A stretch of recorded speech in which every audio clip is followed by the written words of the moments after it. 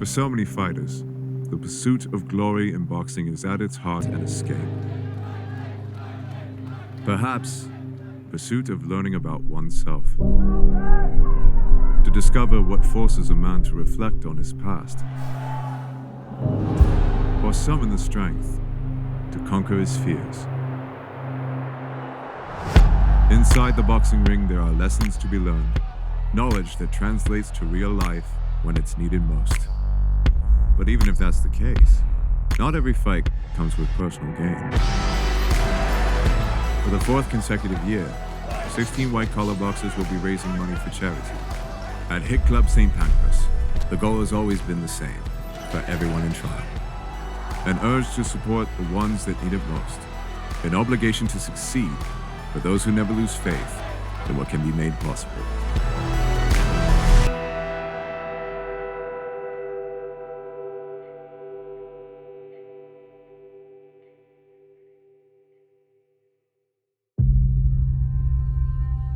In this north side of London, you will find a hidden gym, one of the UK's oldest amateur boxing clubs. Established in the late 1800s, up until now, it has nurtured a constant stream of promising young boxers. Well, the gym started out in 1880.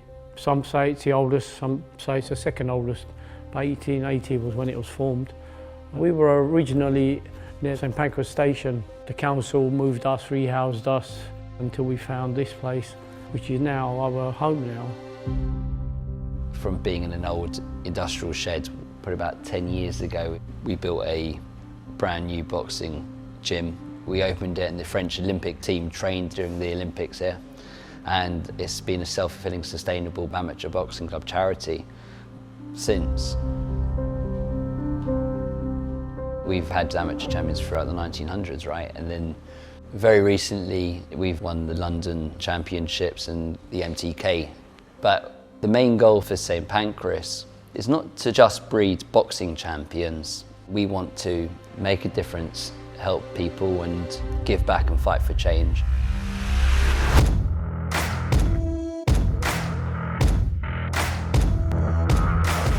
Much like the gym itself, talent is often hidden in plain sight. It comes as no surprise that with attention and a keen eye, potential can be mined. My first fight was in 2016, and ever since then I've only had 9 amateur fights, all wins. And then last year, October, I just finished the MTK Box Cup, and I won that as well. I'm 22, been coming to the gym since I was 14.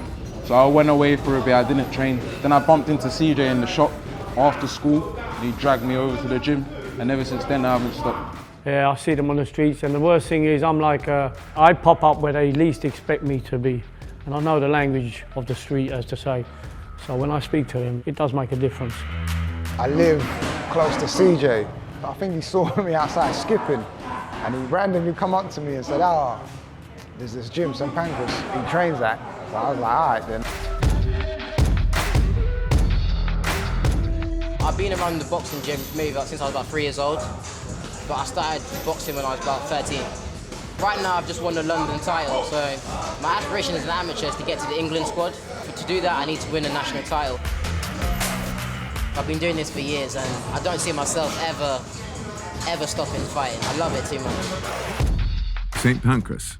It is hard not to notice the menacing challenges the youth within the community are faced with.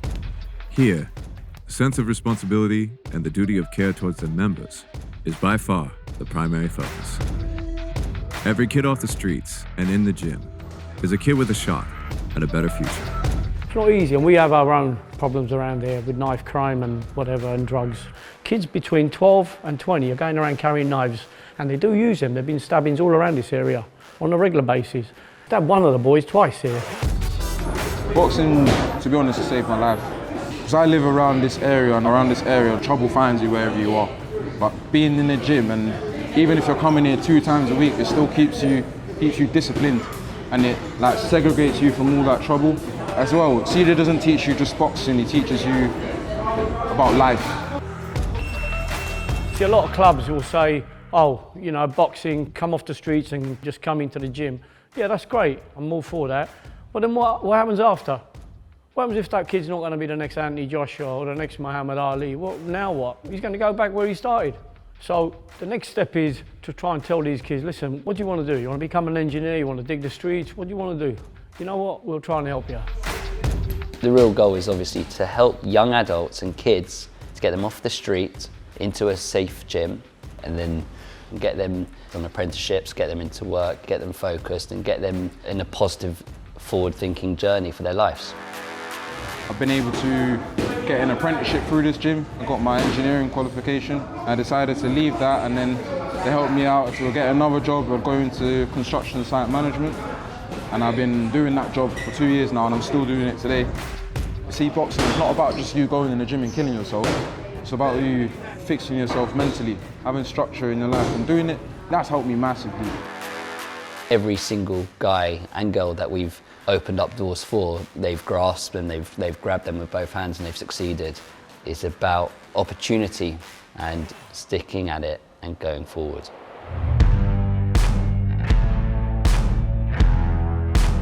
When the cause is greater than one's own, often greater are the reserves. Run by and for the community, the St. Pancras Boxing Gym lends itself once a year to a cause that reaches far beyond its training. HitClub's been a huge success. It's an annual white-collar boxing event, but it's become like almost a social movement. It's to raise funds and raise awareness for fantastic charities. Over the past 4 years, we've raised over £400,000 for different charities. Because every year we've grown bigger and bigger and bigger. Last year we did £190,000. 176 grand went to charities. Every boxer gets to choose their own charity they want to fundraise for, like a marathon. But then we also team up with a headline charity.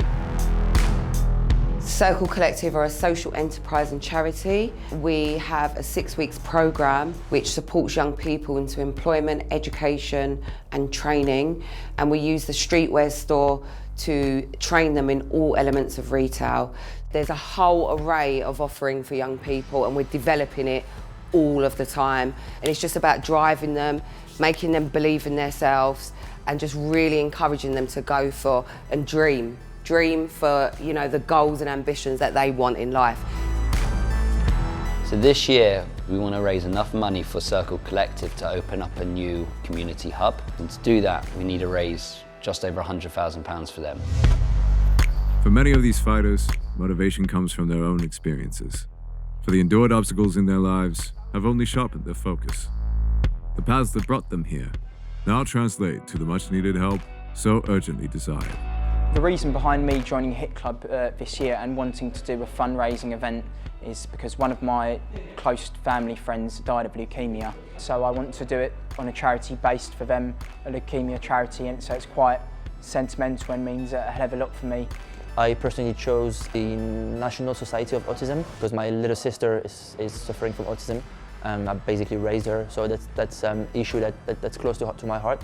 It's an amazing thing to participate in because of the work that goes on behind the scenes, the charities that we support and the lives ultimately that we've changed along the way. It really does make you feel good when you've given back, I'd say. With 2 months to fight night, preparations gather pace. While training provides some kind of comfort, there is nothing comfortable about the training itself. Sure, you're taking time so one person's throwing the jab, the other person's defending, and then you swap over and you get hit for a bit. So it's good. They're training hard. I want them to carry on training harder and harder. But I want them now to focus on fundraising for charity, because that's the main reason. When to choose a charity, that means a lot to them. Because if it means a lot to them, then they'll find it easier to fundraise. Almost done. It only gets easier.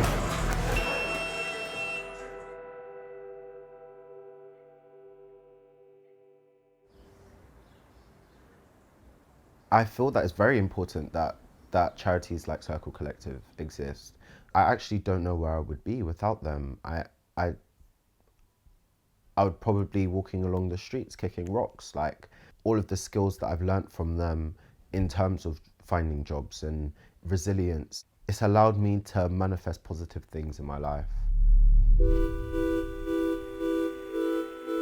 So I was born in this country, and then when I was about 4 years old, I was sent to Trinidad to live with my grandmother, and I lived there for about 3 to 4 years.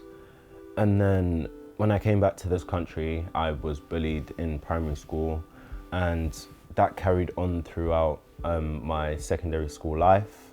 When I was about 14, my uncle moved into my house, and ever since he moved into my house, it was like all of the walls kind of just crumbled, because I was struggling with my identity and who I was,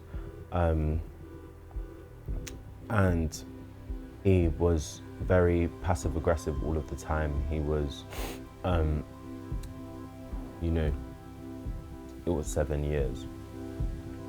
So I left, and I spent about a month and a half just going from park bench to park bench. Me sleeping rough was a start to try and figure out what I was going to do next, and I just thought that if I could get out of that situation in my household and be somewhere where I could have somewhat of a clear mind, then I would be able to progress. At that time I was working as well, but I left the job because I wasn't able to keep up with the workload and the stress of trying to find somewhere. I just remember waiting for everyone to leave and go home, and then resting my head on this bench, and I was scared. I was scared that I wouldn't amount to anything. I was scared that I would be in that position for years. I didn't know where I could possibly go or who would be able to help me in that period, and that was the hardest part of rough sleeping. Where do I go from here? How do I come out of this situation now? Well, something I didn't know is that there is support and help for young people that are rough sleeping, and this is the work that Circle Collective has done for me, and this is where they've really shined. The point that I started receiving help was the point that my friend found out that I was rough sleeping, and she told me that I could stay with her. I spent 5-6 months trying to fight the council, and I progressed to a point where I found a shared accommodation in East London, and my work coach referred me to Circle Collective. I started off doing work experience in the Lewisham store. They also started putting me forward for jobs, and even though Circle Collective is mainly to find work, they help me with my emotions and my depression. This is a photo shoot for the new products that are coming into Circle Collective shops. I've always loved singing, I've always loved dancing, I've always loved acting and photography, and these are things that this charity has helped me to bring to the surface. They've helped me emotionally, they've helped me mentally, they've helped me be stronger as a person and believe in myself and my skills. They've allowed me to pull my head above the water. The streets remain a constant reminder of the fragile balance between ambition and real life. Proof that the offering of more avenues and opportunities to progress is the one clear reason for these remaining charities to exist. For as long as young people need to find their way out of somewhere, the call cannot remain unanswered.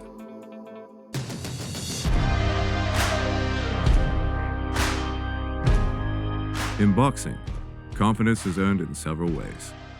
Train and learn from those who have been there before. But for the space between these ropes, learning is defined by confrontation, designed to erase any illusions of what the reality is inside the ring. I'd say training and sparring are two completely different things, but I think I'm going to excel in both the physical and the mental side of it.